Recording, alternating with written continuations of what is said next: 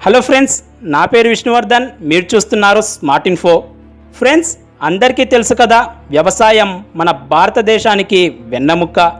మన భారతదేశ జీడిపిలో వ్యవసాయ రంగం వాటా 20.5%.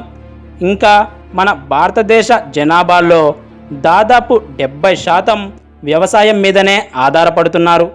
గ్రామీణ జనాభాలో అయితే దాదాపు 80% వ్యవసాయ రంగంపై ఆధారపడి ఉంటుంది. ఇంతమంది వ్యవసాయం మీద ఆధారపడుతున్నా మనం హెల్తీ ఫుడ్ తింటున్నామా అంటే లేదు.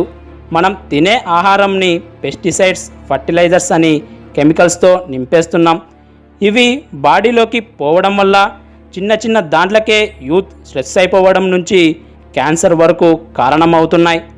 ఇవి మన మనుషులకే హానికరమా అంటే మనకే కాదు, మన నేలలో ఉండే సూక్ష్మ జీవులకు కూడా ఇవి హానికరమే. అలాగే మన పాలినేషన్కి ఉపయోగపడే తేనెటీగలకు కూడా ప్రమాదమే. ఈ ఫర్టిలైజర్స్, పెస్టిసైడ్స్ ఆర్గానిక్ ఫార్మింగ్తో పోలిస్తే తక్కువ ఖర్చు అయి ఉండొచ్చు, కానీ ప్రమాదం చాలా ఎక్కువ.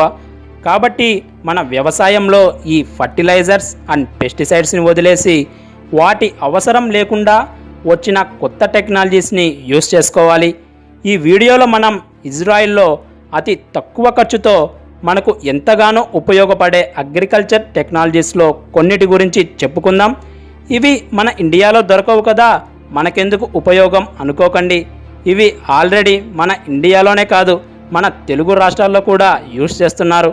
కానీ చాలామందికి వీటి గురించి తెలియదంతే. ఫ్రెండ్స్, ఈ వీడియోని చివరి వరకు చూసి నచ్చితే లైక్ చేసి అండ్ షేర్ చేసి మా ఛానల్ని సబ్స్క్రైబ్ చేయడం మాత్రం మర్చిపోకండి. ఇంకెందుకు ఆలస్యం, టాపిక్లోకి వెళ్ళిపోదాం. దాంట్లో మొదటిది మామిడి, సపోటా, నిమ్మ, జామ, ఇలా చాలా వాటిలో పండు ఈగ అనగా ఫ్రూట్ ఫ్లైని నివారించేందుకు ఇజ్రాయెల్ బయోఫిట్. పండు ఈగ మామిడి పండ్లపై భారతదేశంలో చాలా ఎక్కువ నష్టం కలిగిస్తుంది. ఇది 27% పంటకు నష్టం కలిగిస్తుంది. ఏప్రిల్ మరియు మే నెలలో ఈగలు సగం పండిన మరియు పూర్తిగా పండిన పండ్లపై దాడి చేస్తాయి. జామ, నిమ్మ, రేగు, సపోటా మొదలైన ఇతర పండ్లపై కూడా ఈ ఫ్రూట్ ఫ్లై దాడికి గురవుతాయి.